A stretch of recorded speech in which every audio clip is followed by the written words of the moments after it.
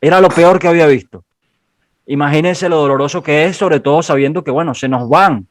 Hay jugadores que ya se nos van, ya se va a acabar la era Salomón, ya se van los Tomás Rincón, ya se van los Roberto Rosales, y nunca esta selección consiguió hacer algo trascendental. Entonces, ¿qué está pasando? No es la formación, no es la capacidad de exportación. Ya Venezuela demostró que tiene con qué generar talento, pero obviamente, si no hay una estructura, no vamos a llegar a nada. Eh, Hablando de la triple tanda, Venezuela disputó 3 partidos, balance de 6 goles en contra y 2 goles a favor. Yo quisiera, bueno, conversar con respecto a qué faltó en esta triple fecha. Una selección con poco gol, con mucho ataque, pero poco gol. Obviamente, y obviando, valga la redundancia, la ausencia de José Salomón Rondón. Pero ¿por qué tan poco gol de esta selección nacional de Venezuela? Entendiendo que Leo González les dio cuerda para que, bueno, para que jugaran de manera ofensiva, ¿no? 3 volantes de corte ofensivo, un punta, en el primer partido 2 puntas. A ver, ¿qué le faltó a esta selección? Bueno, lo primero para mí, muchachos, es concentración. Y a mí me cuesta, yo siempre le doy el beneficio de la duda al jugador, de que obviamente está concentrado, está comprometido, está metido en su trabajo, y intento no dudar de su profesionalismo tampoco. Pero ayer las declaraciones de John Chancellor sí me pusieron a pensar, porque él de una manera muy educada, muy tranquila, muy elocuente, como es generalmente cuando declara la prensa, habló de que faltaba compromiso, de que había que ser un poco más profesionales, de que le faltaba eso a la selección. Y bueno, yo creo que hoy en día es una voz autorizada para decirlo. Y es fundamental eso, primero que nada, el compromiso que debes tener al estar en la cancha. Esto para mí, y lo he venido analizando, no es un tema de que no tenemos futbolistas élite.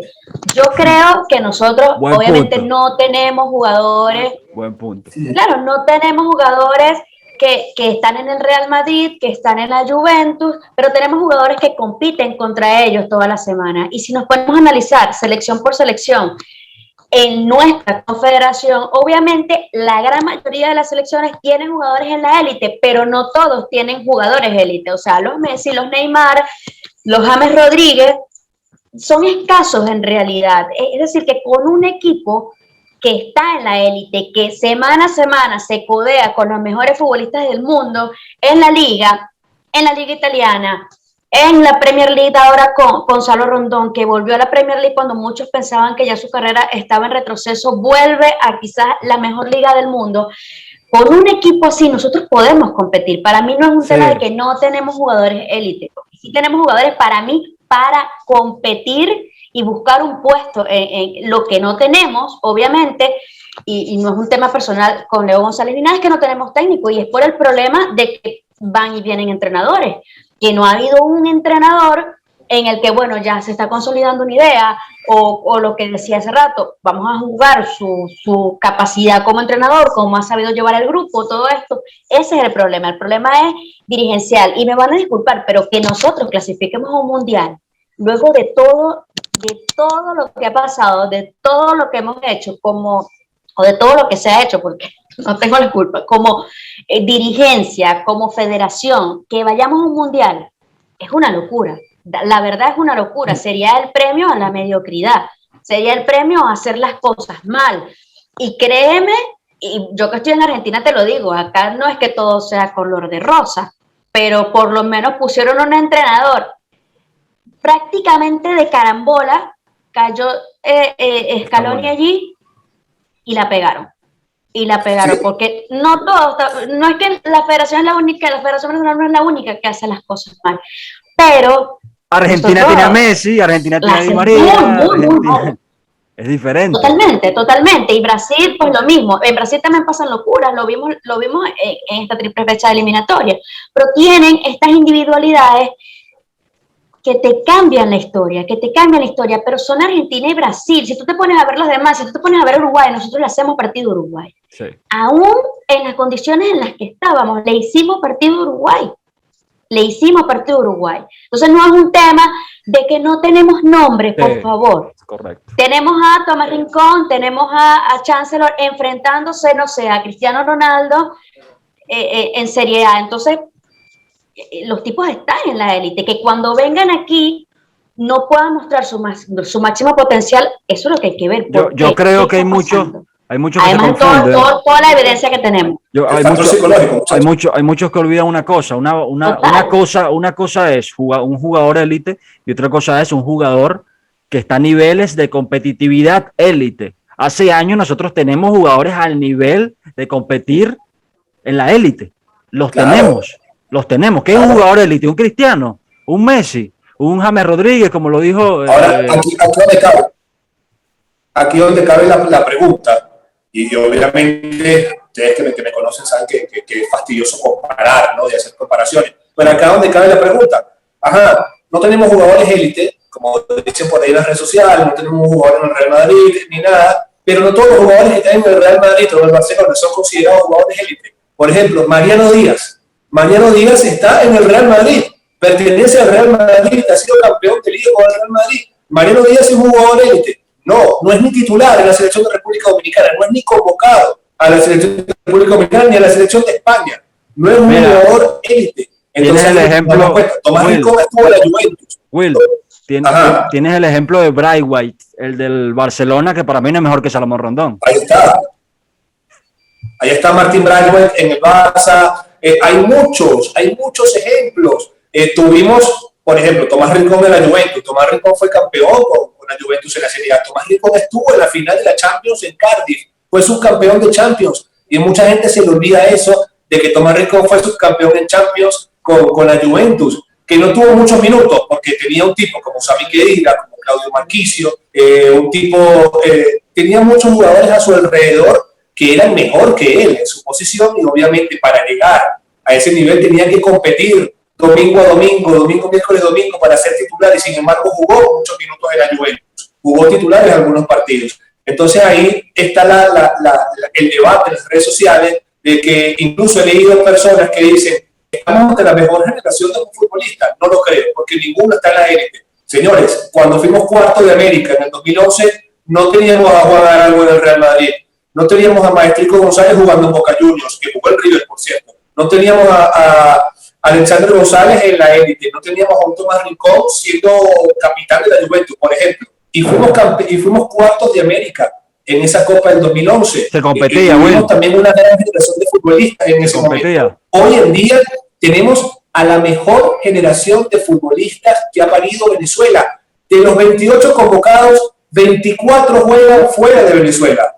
Y eso ya es importante decirlo. Tener a muchos jugadores, al 95% de la base de la selección, jugando afuera es importante. Ahora cabe la gran pregunta. Los jugadores se van, se marchan, porque llega un momento de que ya das un paso al costado en la selección, que te dejan de llamar, que te dejan de convocar, pero ¿dónde está el relevo?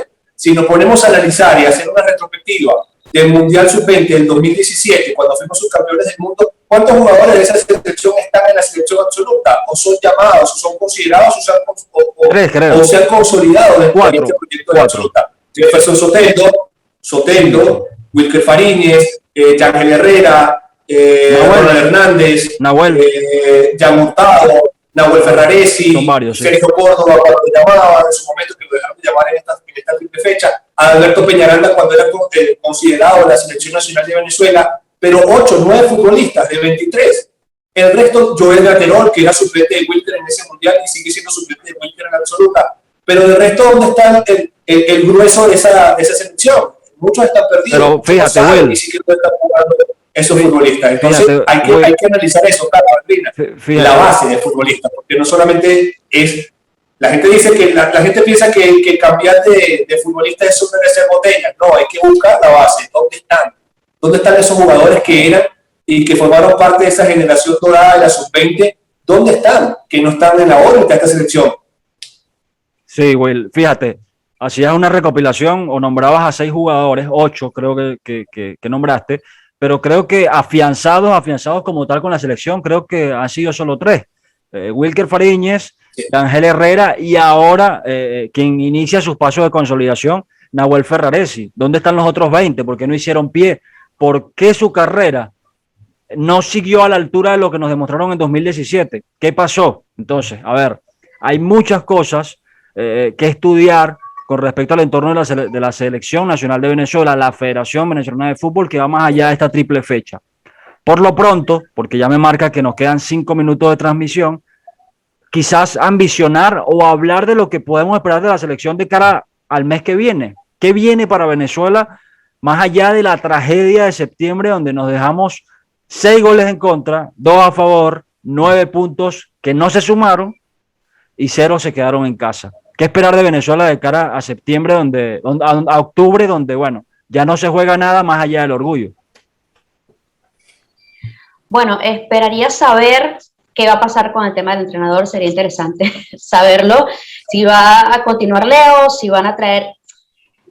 Tienes razón, Carlos, cuando dice que obviamente traer un DT extranjero siempre va a necesitar un proceso de adaptación. Otras selecciones lo han hecho y ha funcionado. Ahora te pregunto, Andreina, te pregunto, ¿está esta federación preparada para trabajar de la mano de un DT extranjero como BKHS, por ejemplo? No lo está. Eso te iba a decir.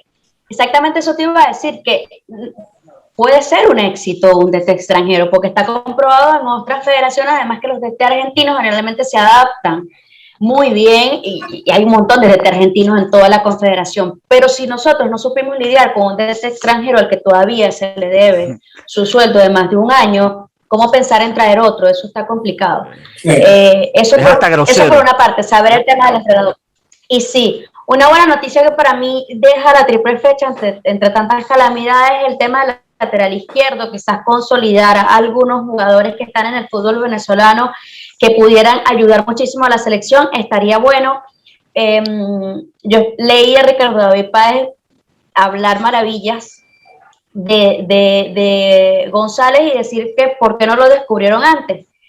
Y sí, quizás estaba la búsqueda del lateral izquierdo estaba más enfocada en convertir a un lateral derecho en un lateral izquierdo en vez de buscar un chico zurdo que cumpliera con lo que se pedía, ¿no? Quizás no un lateral izquierdo extraordinario, pero por lo menos que cumpliera, y creo que esta es una buena noticia.